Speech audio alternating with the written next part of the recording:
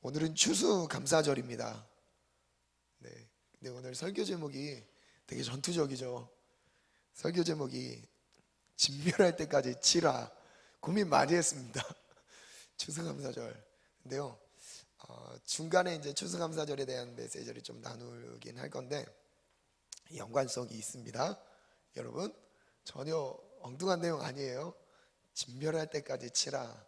이번 주 말씀 묵상과 함께 이어가면서 영혼 구원에 대한 거, 그리고 또한 추수감사에 대한 내용 같이 복합적으로 들어간 메시지인데요, 오늘 이 말씀 속에서 하나님이 내 삶 속에서 말씀하신 그 은혜를 적용하시고 삶 속에서 누리시길 축복합니다.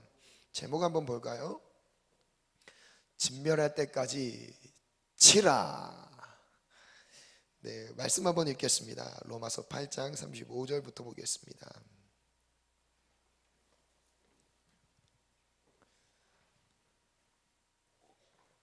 로마서 8장 35절부터 39절 말씀인데요,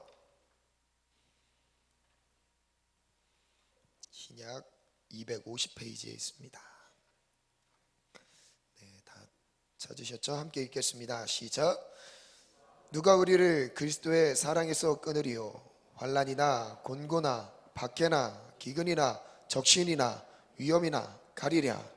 기록된 바 우리가 종일 주를 위하여 죽임을 당하게 되며 도살당할 양같이 여김을 받았나이다 함과 같으니라. 그러나 이 모든 일에 우리를 사랑하시는 이로 말미암아 우리가 넉넉히 이기느니라. 내가 확신하노니 사망이나 생명이나 천사들이나 권세자들이나 현재에 일어나 장래일이나 능력이나 높음이나 깊음이나 다른 어떤 피조물이라도 우리를 우리 주 예수 그리스도 안에 있는 하나님의 사랑에서 끊을 수 없으리라. 우리를 어떤 피조물도 하나님의 사랑에서 끊을 수 없습니다. 아멘. 저를 따라 한번 선포하겠습니다. 하나님의 사랑에서 누구도 나를 끊을 수 없다. 다시 한번 믿음으로 선포하겠습니다. 하나님의 사랑에서 누구도 나를 끊을 수 없다. 여러분, 이걸 믿음으로 확신하시길 축복합니다. 확신하셔야 돼요.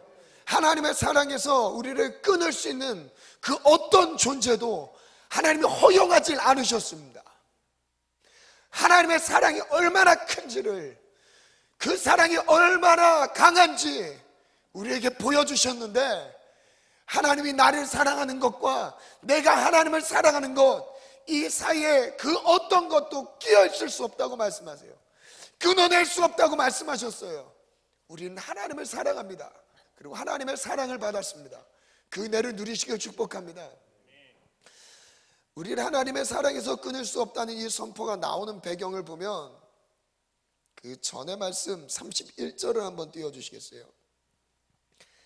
함께 읽어보겠습니다. 시작. 그런즉 이 일에 대하여 우리가 무슨 말하리요? 만일 하나님이 우리를 위하시면 누가 우리를 대적하리요? 하나님이 우리를 위하시면 누가 우리를 대적하겠습니까?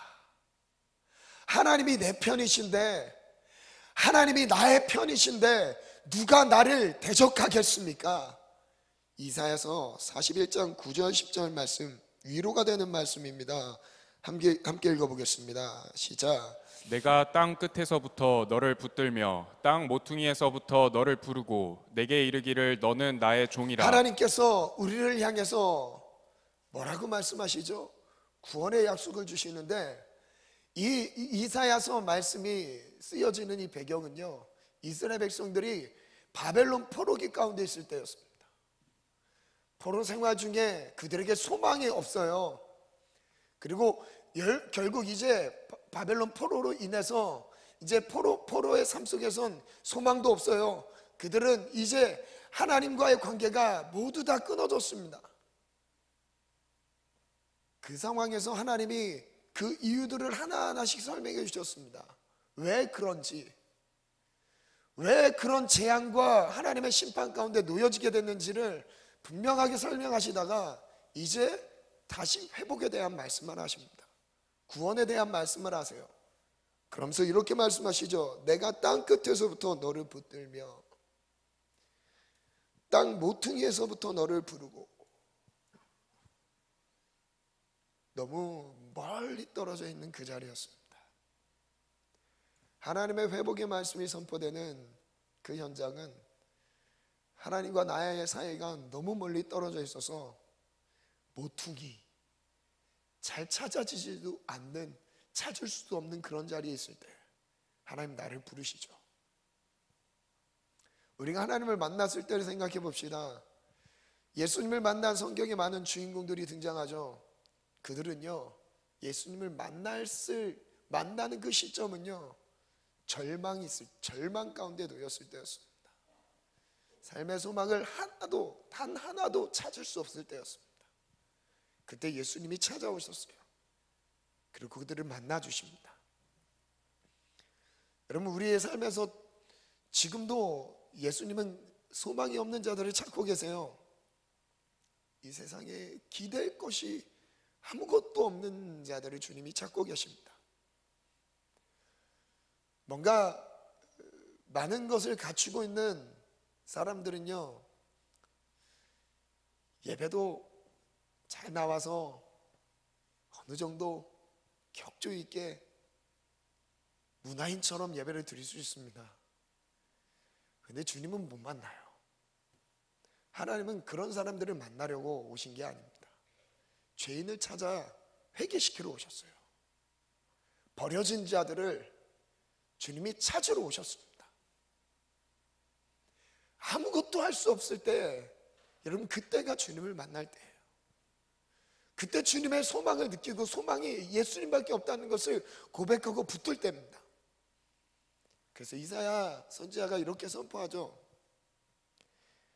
나의 종이라 내가 너를 택하고 싫어하여 버리지 아니하였다 하였노라. 10절도 읽어볼까요? 시작. 두려워하지 말라. 내가 너와 함께함이라. 놀라지 말라. 나는 내 하나님이 됨이라. 내가 너를 굳세게 하리라. 참으로 너를 도와주리라. 참으로 나의 위로운 오른손으로 너를 붙들리라. 이게 하나님의 마음입니다.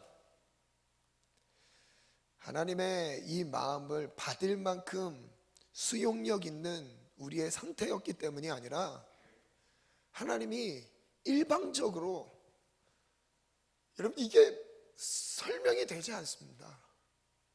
이해가 안 돼요. 은혜를 아는 것 같은데 또 넘어지고 또 넘어지고 쓰러지고, 불신과 하나님 온전히 따를 것 같이 결단했지만 또다시 무너지는 내 삶을 봤을 때, 여러분, 그것만 봐도 우리가 사랑받을 만한 짓을 해서 하나님이 우리를 사랑하신 게 아니라는 걸 알 수 있지 않을까요? 내가 하나님께 무엇인가 하나님 앞에 드렸기 때문에 그 보상으로 우리가 사랑을 받는 거라면요, 여러분, 이런 좀 여유 있게 예배 드려도 괜찮아요. 그렇게 예배 드려도 괜찮습니다. 근데 예수님은요, 우리에게 미치셨어요. 그래서 결국 선택하신 게 십자가였습니다.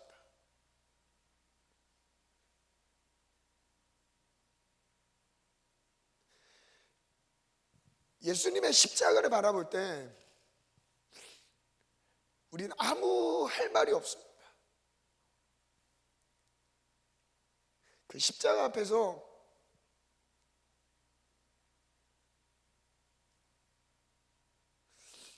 하나님이 우리를 사랑하셨다고 말씀하시면, 하나님이 세상을 이처럼 사랑하사 독생자를 주셨으니 자신의 가장 소중한 것을 주셨습니다. 그게 하나님의 사랑이었어요. 그게 우리를 위하는 거였어요. 그가 우리를 위하시면 누가 우리를 대적하겠네요. 하나님께서 나를 위하시는 그 사랑이 내게 있는데 그 어떤 게 우리에게 대적하겠냐고 묻고 있는 거예요. 하나님 우리를 그의 오른손으로 붙드셨습니다. 그의 강한 오른손으로 누구도 빼앗아갈 수 없도록 강한 손으로 붙드셨어요. 너는 내 거다. 너는 내 거다.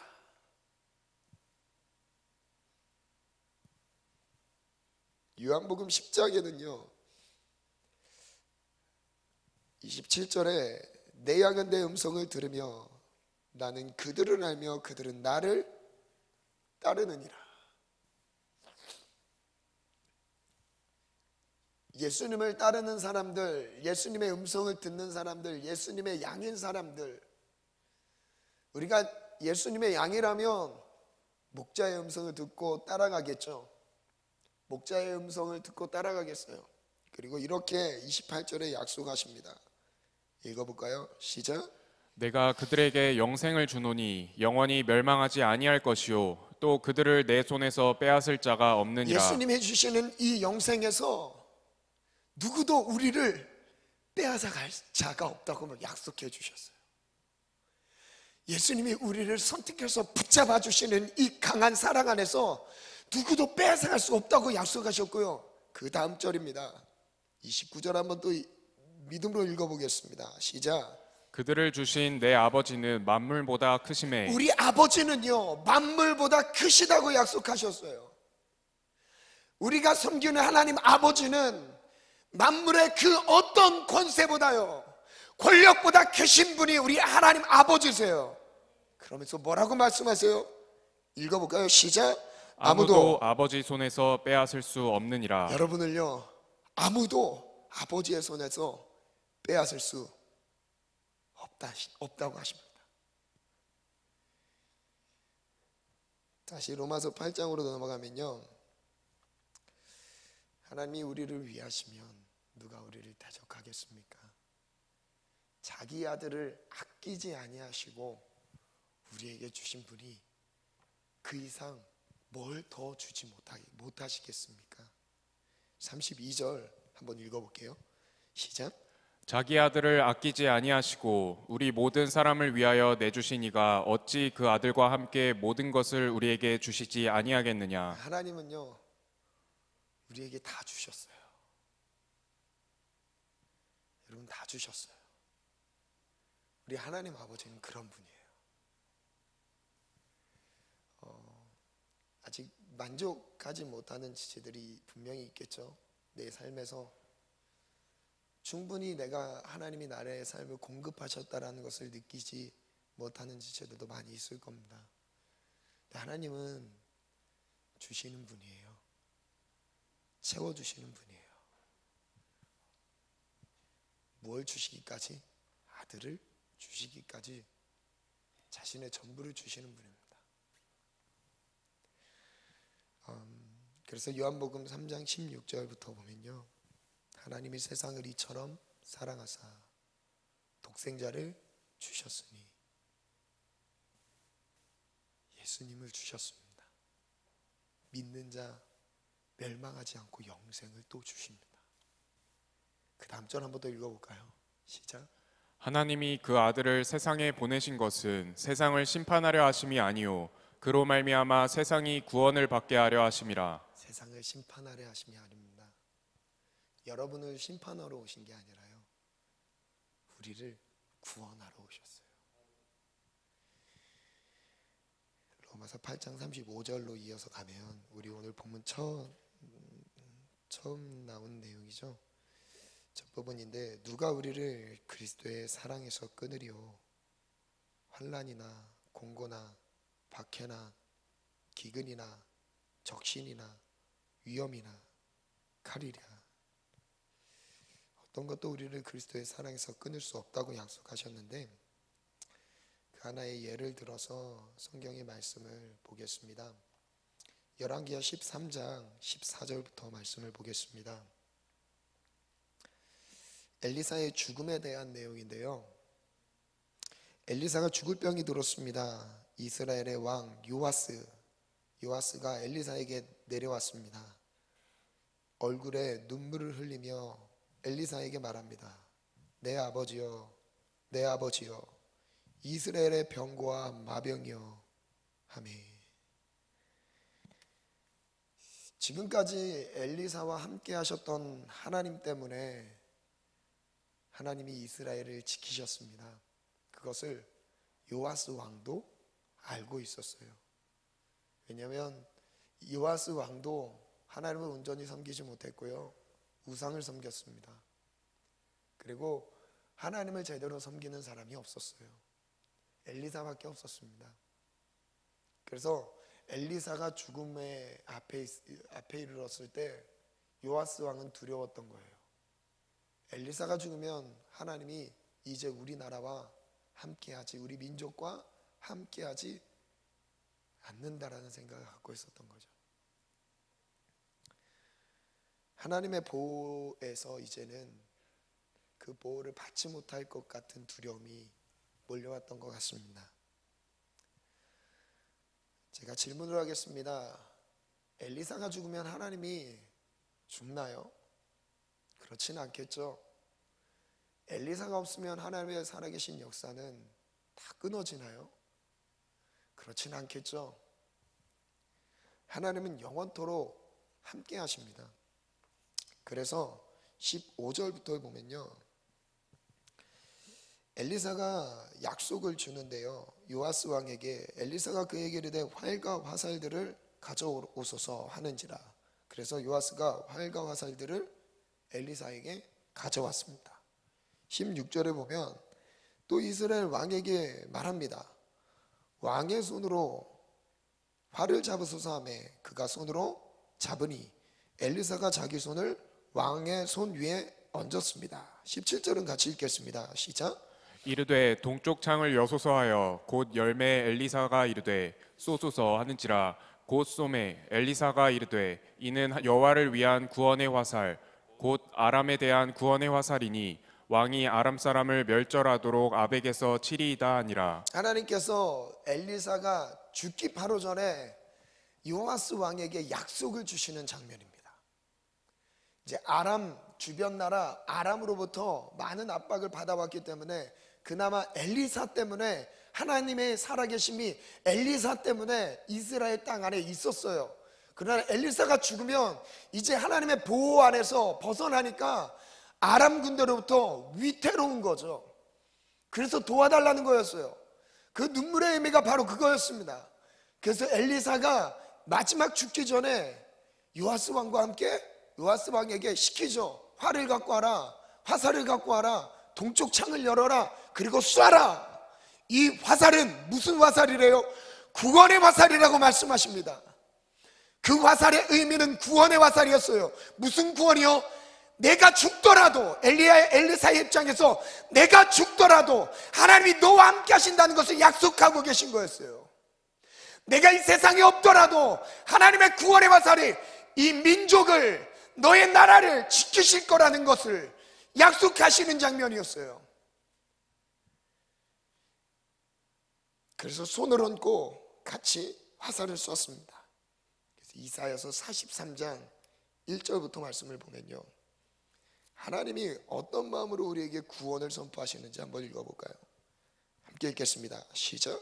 야곱아 너를 창조하신 여호와께서 지금 말씀하시느니라. 이스라엘아 너를 지으신 이가 말씀하시느니라. 너는 두려워하지 말라. 내가 너를 구속하였고 내가 너를 지명하여 불렀나니 너는 내 것이라. 내가 물 가운데로 지날 때에 내가 너와 함께 할 것이라. 강을 건널 때에 물이 너를 침몰하지 못할 것이며 내가 불 가운데로 지날 때에 타지도 아니할 것이요 불꽃이 너를 사르지도 못하리니. 대저 나는 여호와 내 하나님이요 이스라엘의 거룩한 이요 내 구원자임이라. 여기까지 읽겠습니다. 43장 1절부터 보면요, 하나님이 그들에게 구원의 하나님이라고 말씀하세요. 두려워하지 말래요. 너를 구속했대요. 그리고 너를 지명해서 불렀다고 약속하십니다. 많은 위기의 위험한 순간들이 정말 산적해 있습니다. 그 가운데서 하나님이 이렇게 보호하신다고 약속하셨어요.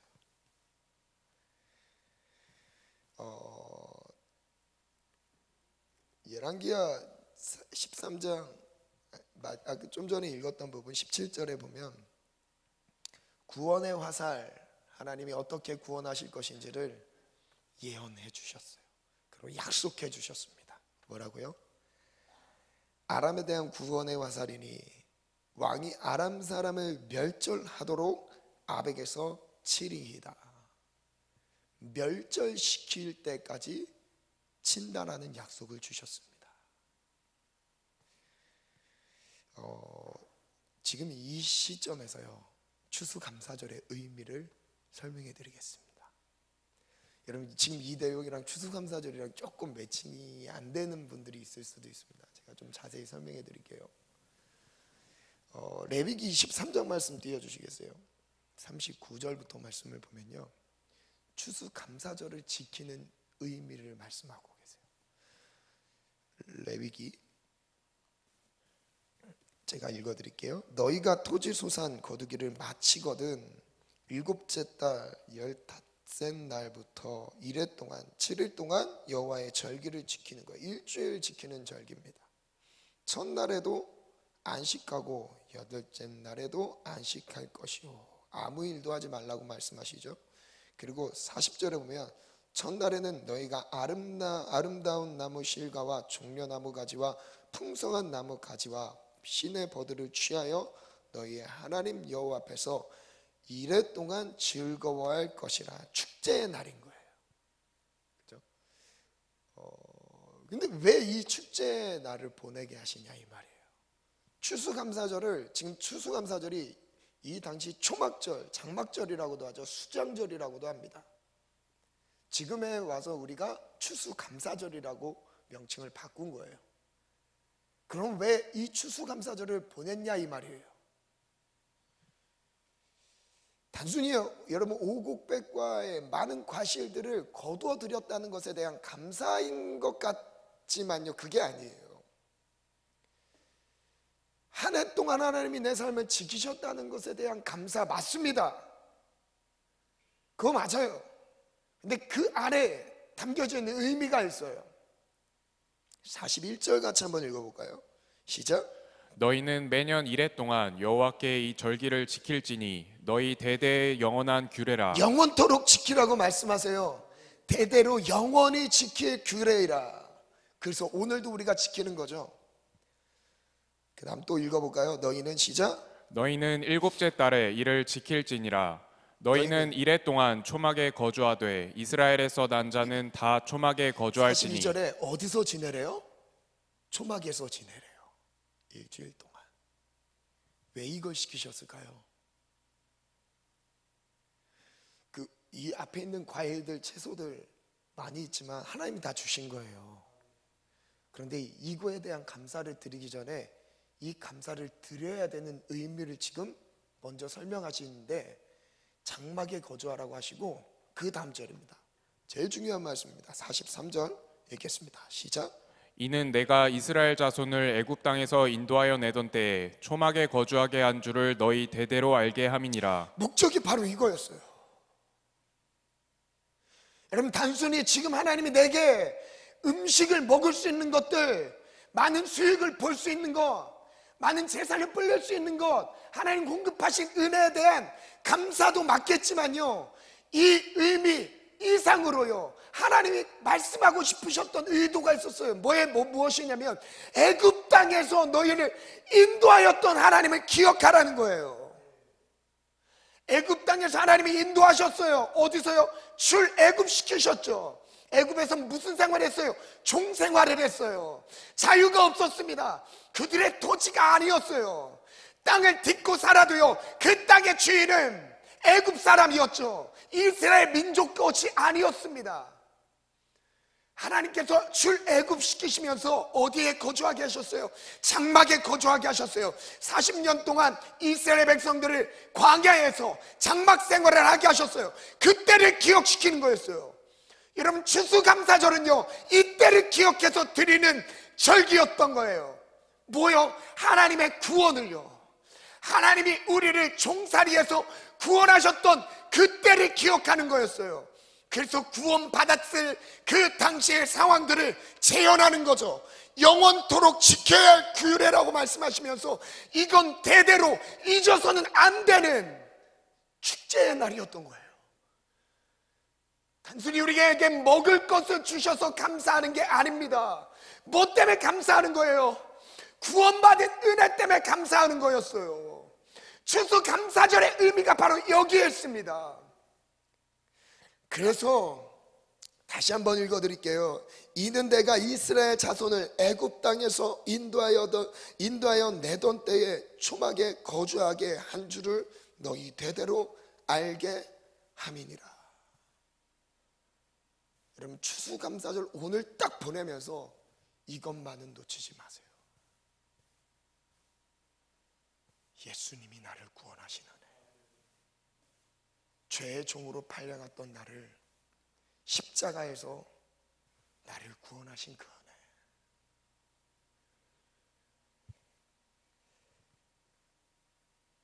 글을 한번 글 띄워주시기 전에요, 제가 그래서 한 번도 왜 구약에만 이 말씀을 하셨진 않을 것 같아서 추수감사절로 지키고 있는 이 전에 장막절, 그 장막절에는 어떤 일이 있었는지를 생각해 봤습니다. 요한복음 7장, 8장, 9장의 내용이 추수감사절, 장막절에 예수님께서 무슨 일을 행했는지를 나타내 주시는 말씀이 거기 담겨 있어요. 7장 1절 한번 띄워주시겠어요? 7장 2절 요한복음 한번 읽어볼까요? 시작. 유대인의 명절인 초막절이 가까운지라. 초막절이 가까웠어요. 그래서 이때 예수님이 하신 일이 있어요. 추수감사절에 예수님이 하신 일이 있는데 무슨 일을 행하세요? 생수의 강의 근원에 대해서 설명하십니다. 누구든지 목마르거든 내게로 와서 마셔라. 나를 믿는 자는 그 배에서 생수의 강이 흘러나리라. 이 설교를 하세요. 그리고 이 내용이 뭘 가르치냐면 성령을 가르친다라고 말씀하세요. 그리고 이어서 8장에는 무슨 내용이 나냐면 현장에서 가늠하다 잡힌 여인에 대한 메시지가 나와요. 그 다음에 그 메시지에 중요한 게 뭐죠? 죄 없는 자가 돌로 쳐라. 그때 다 가죠. 다 흩어집니다. 그리고 예수님이 그 이어서 뭐라고 말씀하시냐면 나도 너를 정죄하지 않으니 다시는 죄를 범하지 말라. 추수감사절에 기념으로 예수님이 하셨던 설교였어요.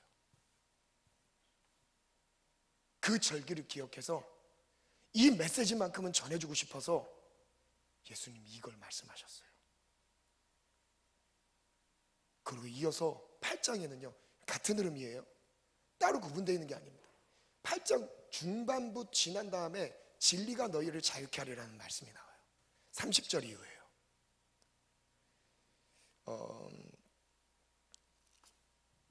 말씀은 제가 안 줬는데요, 제가 한번 읽어드릴게요. 그 현장에서 가늠하다 잡힌 여인에 대한 자유, 죄에서 자유를 선포하신 다음에 그 이후에 예수님이 설교 한 편을 하십니다. 그 내용이 진리가 너희를 자유케 하리라예요. 어느 절기에 말씀하신 거예요? 수장절, 장막절, 추수감사절에 선포하신 내용이에요. 그러므로 예수께서 자기를 믿는 유대인들에게 이르시되 너희가 내 말에 거하면 참으로 내 제자가 되고 진리를 알지니 진리가 너희를 자유케 하리라. 이어서 유대인들이 이야기해요. 나는 남의 종이 된 적이 없다. 그때 예수님 말하죠. 죄를 짓는 자마다 죄의 종이다. 종은 영원히 집에 거하지 못하지만 아들만 영원히 집에 거할 수 있다. 아들이 너희를 자유케 하면 너희가 자유로우리라. 이 약속의 말씀을 추수감사절에 했습니다. 왜 굳이 이때 이 말씀을 하셨을까요? 그 뒤에 마귀의 역할을 말씀하시죠. 너희는 너희 아비 마귀에게서 났으니 마귀가 행하고자 하는 대로 행하는도다. 진리가 그 속에 없으므로 거짓을 말한대요. 그게 마귀의 성품이었어요. 마귀의 기질이었죠. 그대로 죄 가운데 죄의 종이 돼서요 그 삶을 살았던 거예요. 그래서 이 수장절, 추수감사절, 장막절, 초막절에 이걸 선포하면서 참된 자유가 뭔지를 선포하고 계세요. 무엇이요? 애굽에서 이스라엘 백성들이 종살이를 정리하고 출애굽했던 것처럼 장막 생활을 기억하며 하나님이 공급하시는 것으로 먹고 살았던 것처럼 우리의 삶을 죄에서 끄집어내서 영생의 길로 인도하시는 거예요. 그럼 왜 이런 음식들을 하나님 앞에 올려드리는 거예요? 약속의 땅을 밟았잖아요. 이제 약속의 땅을 밟았어요. 드디어 적과 꿀이 흐르는 땅, 하나님이 약속하신 땅에서 하나님의 이제 하늘에서 주시는 음식으로 먹는 게 아니라 이제 하나님이 주신 땅, 이제 내 땅이 된 거예요. 그 땅에서 하나의 모든 결실을 감사함으로 올려드리는 거예요. 누구에게요? 구원하신 하나님께.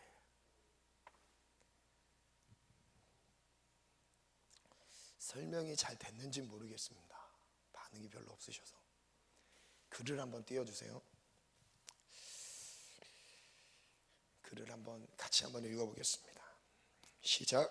오늘날 대부분 추수감사절은 한 해 동안 거둔 수확에 초점을 둔다. 오곡백과의 결실과 그 외의 많은 결실에 대한 감사를 올려드린다. 하지만 추수감사를 올려드리면서 가장 먼저 기억해야 할 사건이 있다. 바로 출애굽이다. 원래 추수감사절은 초막절, 장막절이었다. 출애굽 후 장막에서 거했던 시절을 기념하는 절기이다. 하나님의 구원으로 시작된 광야 생활이었으며 또한 광야에서는 하나님의 인도하심과 보호하심이 없으면 살 수 없었기 때문이다. 즉 이스라엘에서 하나님의 구원을 기념하는 가장 큰 축제의 날이 된 것이다. 바로 이 날이죠. 그게 오늘이에요. 나를 죄에서 구원하신 그 은혜에 감사해서 축제를 벌이는 날이 오늘입니다. 이어서 또 읽어볼까요? 하나님께서는 시작. 하나님께서는 광야에서 만나와 메추라기로 매일 먹을 것을 공급하셨지만 드디어 하나님께서 약속하신 가나안 땅에서는 한 해의 수확으로 먹이셨던 것이다. 그래서 한 해의 수확을 거두게 하신 하나님께 감사하며 그 감사의 중심에 출애굽에서의 자유, 광야 장막 생활에서의 약속의 땅을 차지하게 하신 자유를 기념하는 감사였다. 이제 우리가 올려드릴 추수감사절의 의미는 죄의 종에서 하나님의 자녀로 옮겨주신 영혼 구원에 대한 격한 감사가 가득해야 한다. 오늘 그 감사가 예배 속에 사무쳐 오르기 원합니다.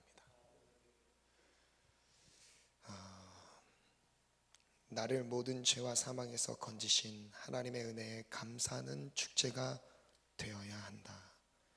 우리에게 완전한 자유를 주신 하나님께 감사하여 가장 큰 예물로 화답해야 할 것이다. 우리 원로 목사님 통해서 그 추수감사절 예물에 대한 메시지는 많이 들으셨죠? 다른 절기를 다 합친 양보다 추수감사절에 드리는 예물이 더 많았습니다. 그 정도로 축제의 날이었어요. 왜요?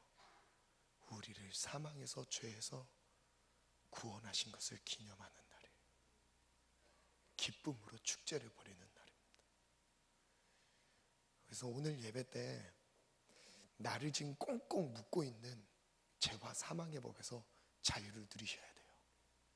이게 하나님이 지금 내게 원하시는 절기예요. 형식적으로 행사로 여러분 끝나면 안 됩니다. 추수감사절 정말 나를 위해서 선포된 구원, 이것을 하나님이 이루시는 날이에요. 그래서 이어서 열왕기하 13장 17절에 보면 13장 17절에 보면 구원의 화살에 대한 말씀을 했죠. 하나님이 우리에게 구원을 확정하셨다는 거, 화살이니 아람 사람을 멸절하도록 아벡에서 치리이다 약속을 주셨어요. 그 다음 절에 보면요 18절 19절 읽겠습니다. 시작. 또 이르되 화살들을 집으소서. 곧 집음에 엘리사가 또 이스라엘 왕에게 이르되 땅을 치소서 하는지라. 이에 3번 치고 그친지라. 하나님의 사람이 노하여 이르되 왕이 6번을 칠 것이니이다. 그리하였더면 왕이 아람을 진멸하기까지 쳤으리이다. 그런즉 이제는 왕이 아람을 3번만 치리이다 아니라. 하나님의 구원의 화살을 같이 쐈습니다. 하나님의 사람과 함께 동쪽 창을 열어서 구원의 화살을 잘 쐈어요. 그리고 마지막 하나님의 사람이 시켰어요. 화살을 갖고 와서 땅을 치라. 안타까운 상황이 벌어집니다. 요아스 왕이 3번만 치고 멈춥니다. 왜 3번만 쳤을까요?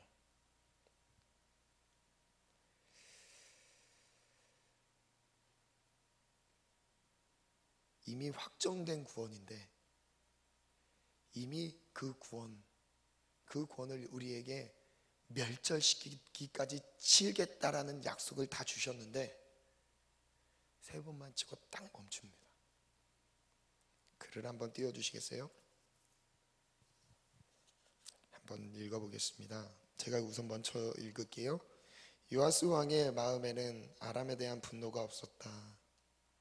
요아스가 흘렸던 눈물은 현실에 닥친 상황에 대한 불안함이 가득했을 뿐이다. 그 외에 다른 의미는 없었다. 고통에 호소하는 눈물이었다. 요아스는 하나님께서 엘리사를 통해 주신 약속을 받기는 했다. 아람을 진멸하도록 칠 것에 대한 확신한 약속이었다. 하나님께서는 이미 승리를 주셨으며 요아스는 이제 진멸하도록 치기만 하면 됐다.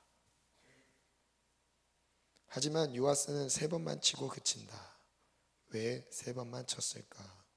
진멸하도록 칠 것을 약속으로 받았음에도 불구하고 3번만 치고 그쳤을까? 여기서부터 중요합니다. 요아스 마음에는 하나님의 거룩한 분노가 없었다. 원수에 대한 분노가 없었다. 지극히 자신만 지키고 보호하고자 하는 싸움이었다. 그 다음부터 우리 같이 한번 읽어볼까요? 시작. 요아스가 땅을 치는 것까지는 따랐지만 땅을 치는 요아스의 마음과 땅을 치라고 시키는 하나님의 마음이 달랐던 것이다. 여기서 중요합니다. 하나님이 이스라엘을 구원하시기 위해 화살을 쏘게 하셨고, 그리고 땅을 치게 하시면서 그 은혜를 열어뒀는데요, 그 은혜를 주시는 하나님의 마음과 받아야 되는 요아스의 마음이 너무 달랐어요. 뭔가 떠오르지 않으세요? 십자가에서 죽으시는 예수님의 마음과 그 구원을 받고 있는 우리의 마음이 다른 것을 느끼지는 않으십니까? 여러분, 십자가에 효력이 없을까요?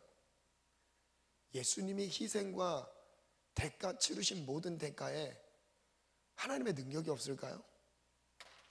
근데 왜 우린 이기지 못하고 있죠? 똑같은 모습 아닐까요? 이미 다 약속은 줬는데, 이미 다 이루셨다고, 이미 다 마침표까지 다 찍으셨어요.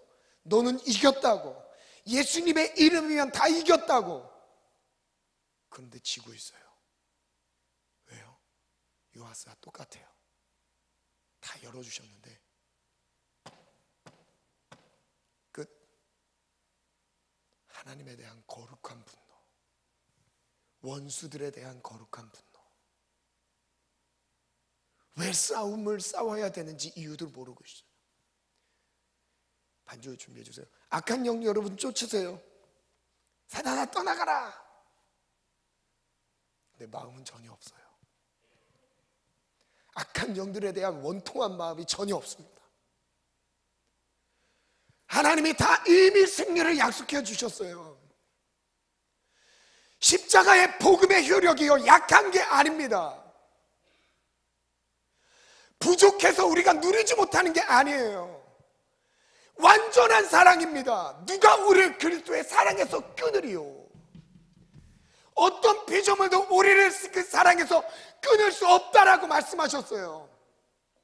환난과 기근과 핍박과 적신, 위험이나 가래나 어떤 피조물도요 그리스도의 사랑에서 우리를 끊을 수 없다고요. 하나님의 사랑과 우리를 하나로 묶어주셨습니다. 구원을 약속하셨어요. 아니, 이루셨습니다. 다 이루셨어요. 그런데 안 누려요. 약속이 부족한 게 아니죠. 뭐예요? 약속을 받는 사람의 문제인 거예요. 엘리사가 답답한 거예요. 야, 구원의 화살까지 다 쐈는데, 하나님이 너에게 진멸하도록 치는 모든 은혜를 열어놨는데, 지금 요아스 왕은요 하고 끄신 거예요. 왜 그것만 치셨습니까? 이 치는 게 아람을 치는 거라고 말했는데 왜 이거밖에 못 쳤습니까? 여러분, 손이 부러지도록 쳐도요 현찮습니다. 진짜. 여러분, 사단이 강한 것 같아요. 여러분은 나의 생각을 지배하고 있는 악한 영의 활동이 뭐가 그렇게 강하길래 그걸 다 수용하고 계신가요? 외로우십니까? 수많은 복잡한 생각들에 지치셨어요. 여러분, 그게 강한 게 아니에요. 십자가의 복음의 능력이 더 다른 차원으로 강하세요. 다 이기셨다고 약속하셨어요. 근데 왜 지고 있어요? 근데 왜 눌리고 있어요? 주시는 분의 마음과 받아들이는 내 마음과 전혀 이질감이 느껴지고 있습니다. 하나님은 자기의 전부를 줘서 우리에게 승리를 약속해 주셨는데요, 우리는요, 그걸 받아들이는 우리는요, 별거 아닌 것으로 받아들이고 있어요. 내 삶에 조금도 영향력 있게 부딪혀지지 않습니다. 복음의 능력이요, 내 삶을 바꾸질 못해요. 복음의 능력이, 십자가의 능력이요, 악한 영의 머리를요 밟으셨어요. 모든 죄에서 벗어나도록 구원하신 복음이었어요. 무엇처럼요? 출애굽에서요, 출애굽에서 모든 종살이를 정리하고 하나님의 약속의 땅을 기업으로 얻는 것처럼 말이죠. 그 은혜가 나에게 주어진 거라고요. 그 은혜가 지금 내게 약속된 거라고요. 내가 잘 싸우면 누릴 게 아니라요, 그냥 치면 되는 거였어요. 그냥 예수님의 이름으로 명령해서 떠나가라고 하면 되는 거예요. 누구와 같은 마음으로요? 하나님과 같은 마음으로. 이어서 읽어보면 어디까지 읽었죠? 혹시 요아스가 3번 치고 그친 모습이 나의 모습은 아닐까? 이미 완성된 승리를 같은 마음으로 취하기만 하면 되는데 3번 치고 그치지 않았나? 예수 그리스도께서 십자가에서 완전한 승리를 주셨다. 죄의 종에서 하나님의 자녀로 옮겨주시며 완전한 자유를 약속하셨다. 이미 다 이루셨다. 같이 읽겠습니다. 시작. 우리도 하나님으로부터 완전한 승리를 약속받았다. 그러나 하나님과 같은 마음이 없어서 3번만 치고 그친 요아스처럼 불안함 속에 살아가고 있진 않는가? 진멸하도록 쳐야 한다. 죄를 진멸시키고 악한 영들을 진멸시켜야 한다. 십자가에서 이루신 완전한 승리를 의지하여 진멸하기까지 쳐야 한다. 진멸하기까지 칩시다. 하나님이 죄를 미워하는 것처럼요, 우리도 미워하는 거예요. 하나님이 악의 세력을 증오하신 것처럼 사람을 미워할 게 아니라 악한 영들을 증오하는 마음이 우리 가운데 거룩한 분노로 일어나야 되는 거예요. 하나님이 갖고 계신 마음과 전혀 다릅니다. 싸우지 않아요. 결국 이것이 우리의 믿음의 분량입니다. 예수님이 십자가에 못 박혀 죽으실 때 다 이루었다 말씀하셨습니다. 로마서 8장 37절부터 이어서 보면, 그러나 이 모든 일에 우리를 사랑하시는 이로 말미암아 우리가 넉넉히 이기느니라. 넉넉히 이기느니라라는 이 단어가요, 헬라어로 보면, 헬라어 띄워주시겠어요? 휘페르 니카오 이렇게 발음을 합니다. 압도적으로 이긴다라는 거예요. 근데 이게 싸워서 이긴다는 것보다 그냥 받는 거예요. 이런 의미예요. 차원이 다른 힘으로 그냥 압도하는 겁니다. 하나님이 보여주신 십자가의 사랑이 바로 이런 능력이에요. 어떻게 비등비등 치열하게 싸웠을 때 이길 힘을 주시는 정도가 아니라 사단이 갖고 있는 힘보다요 차원이 다른 권세로요 그냥 밟아 이기는 게 십자가의 능력입니다. 그게 우리가 죄를 밟아 이기는 것이고요, 악한 영들을 소멸시키는 권세인 거예요. 그걸 우리에게 주신 거죠. 여러분, 이걸 믿음으로 취하시길 축복합니다. 여러분, 추수감사절이에요. 나를 모든 죄와 사막에서 벗겨주시고 구원을 선포하신 날입니다. 한 주 동안, 한 해 동안 나를 꽁꽁 싸매고 있던 저주의 여름을 끊어내시고 죄악의 악습들을 끊어내시고 십자가를 바라봅시다. 십자가의 복음의 능력이 우리 모든 죄에서, 사망과 저주에서 구원과 영생으로 인도하십니다. 그 십자가의 보혈의 능력을 의지합시다. 그리고 일어납시다. 우리에게 주신 은혜의 기회입니다. 사단을 밟을 수 있도록 열어두셨어요. 밟기만 하면 됩니다. 치세요. 진멸하기까지 기억하세요. 진멸하기까지 밟아 이기시길 축복합니다. 우리 다같이 말씀을 의지하여 주님 세 번 찾고 합심해서 기도합니다. 주여, 주여, 주여.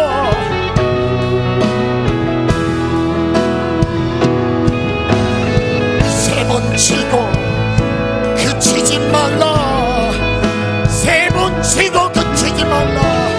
진멸하기까지 밟아라. 주여,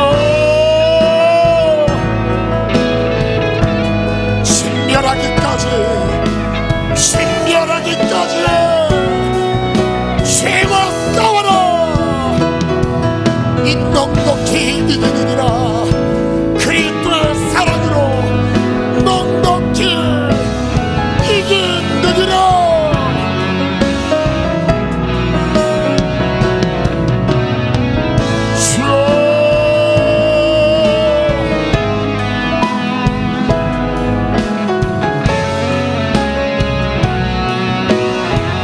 그리스도의 사랑이며 충분합니다.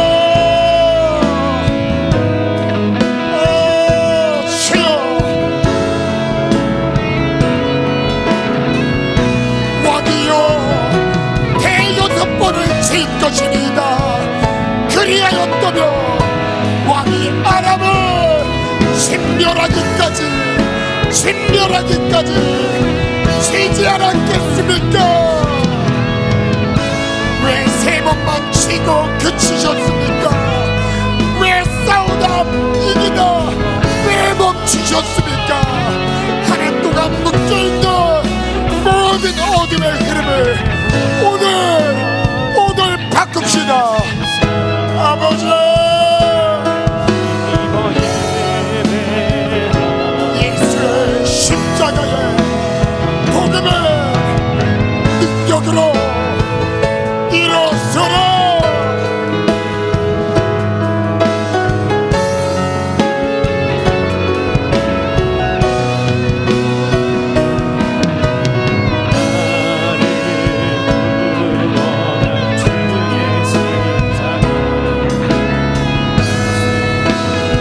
예수님의 십자가면 충분합니다. 모든 것을 이긴 힘, 예수 십자가, 예수의 십자가. 누가 능히 하나님께서 택하신 자들을 고발하리요. 누가 우리를 대적하리요. 하나님이 우리를 위하시는데 누가 우리를 대적합니까? 한 해 동안 우리를 대적했던 어둠의 권세를 향해 선포합시다. 예수의 이름으로 떠나갈지어다. 주여,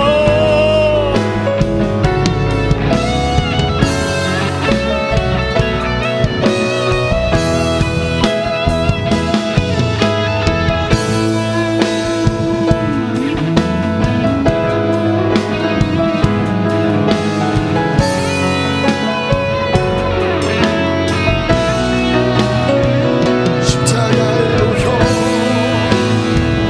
안전하신 사랑,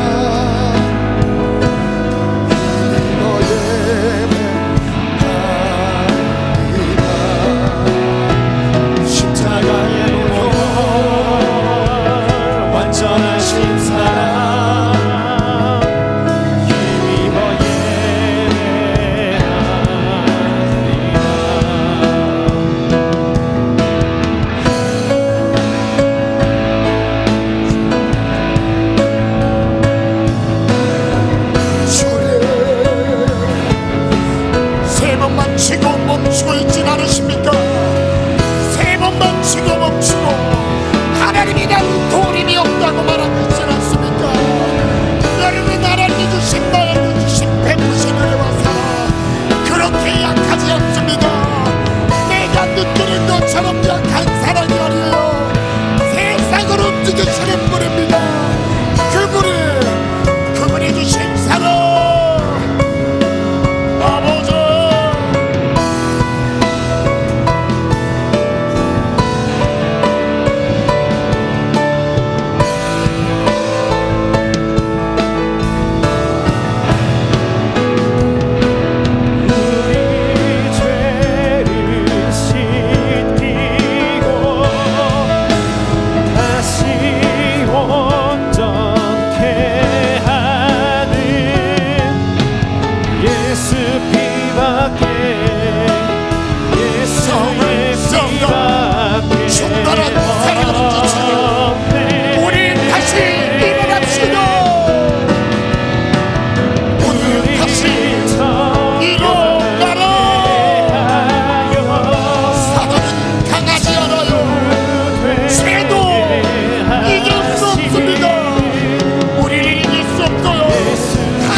사랑에서 끊어놓을 수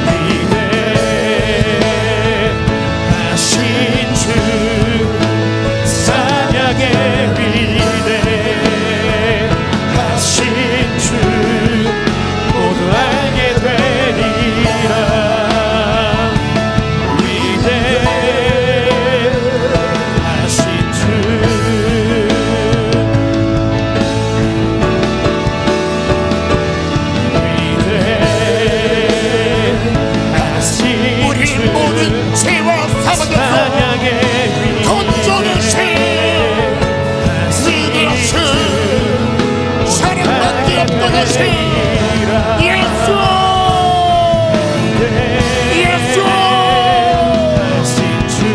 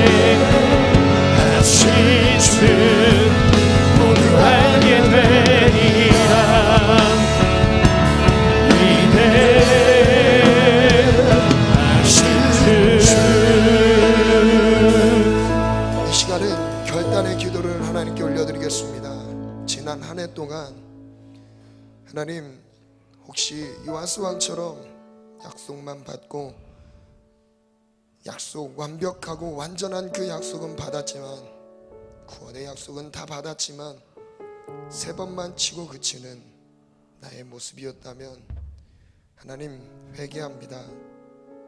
하나님 이제는 진멸하기까지 치겠습니다. 우리의 승리를 주시는 하나님의 마음과 같은 마음으로 우리도 악한 영들을 향해, 죄악을 향해 그들을 진멸시키겠습니다. 결단이 있으신 분들, 그 약속을 누리길 원하는 분들 자리에서 일어나서 고백하겠습니다. 두 번째 기도 제목입니다. 하나님, 이제 제 마음의 태도의 문제가 아니라 하나님이 내게 주신 승리의 힘을 믿지 않았던 우리의 모습들이 있다면 이 부분도 하나님께서 우리가 넉넉히 이긴다고 약속을 주셨고, 그들을 싸운다는 그 개념이 대등한 싸움이 아니라 그냥 우리의 발밑에 두고 밟아 이기는 압도적인 승리라는 것을 우리에게 약속해 주셨습니다. 그 약속의 성취를 이제 이뤄가길 결단하는 지체들이 있다면, 그리고 그 싸움의 영역에 승리가 필요한 지체가 있다면 이 시간 자리에서 일어나겠습니다. 이 시간은 두 손 높이 들고 기도할 때 정결한 마음 주시옵소서. 반주해 주시고요. 하나님은 완전하십니다. 이미 우리에게 승리를 주셨습니다. 하나님 이거 놓치지 않게 도와주세요. 하나님 밟게 도와주세요. 정말 여러분 얼마나 억울합니까? 여러분 우리에게 하나님이 주신 권세가 약하지 않습니다. 약하지 않아요. 절대 약하지 않습니다. 우리가 밟으면 밟히는 게 사단입니다. 우리가 밟으면 밟히는 게 죄악이에요. 그러나 그 어둠의 영향력의 효력을 왜 그대로 받아들이고 있죠? 아니에요. 하나님의 능력이 더 강합니다. 그들을 압도하는 권세로 하나님 나와 함께하여 주옵소서.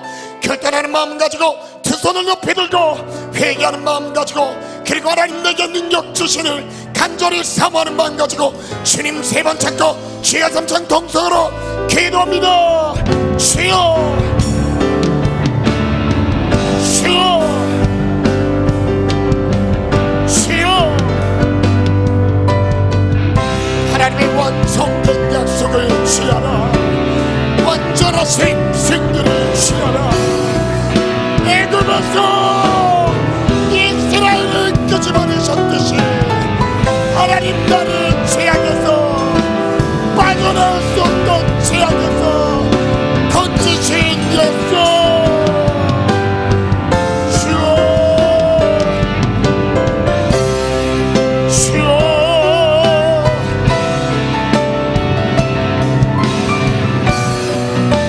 예수 생명의 능력과 복음의 권세를 회복하라. 복음의 능력을 회복하라. 내 삶에서 하나님 능력이 없으신 분이 아니에요. 하나님이 사단보다 약하신 분이 아닙니다. 죄악보다 약하신 분이 아닙니다. 하나님은 이기셨습니다. 십자가로 이기셨습니다. 이기셨습니다.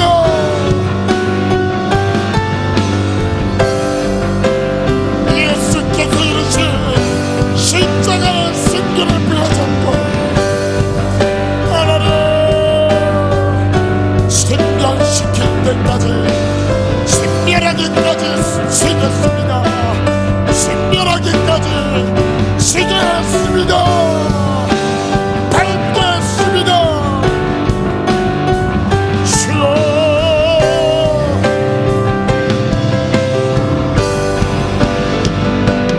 나를 주님 앞에서 멀리 하지 마시고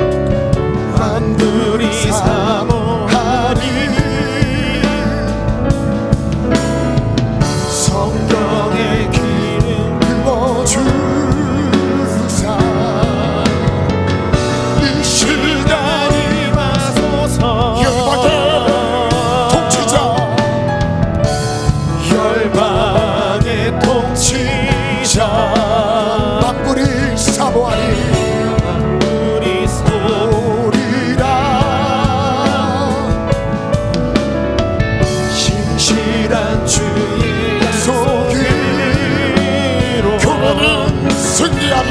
우리는 승리하리. 우리 돌아보사. 우리 돌아보사. 강건케 하소서. 연약한 모두 벗어지고 약한 모두 벗어지고 승리케 하소서. 승리케 하옵소서. 주영광 여기 임하사 열방향의 그 빛 비추소서. 주의 얼굴 구할 때 주의 양을 보소서. 주영광 여기 임하사 열방향의 그 빛 비추소서. 주의 얼굴 구할 때 주의 은혜 머무소서.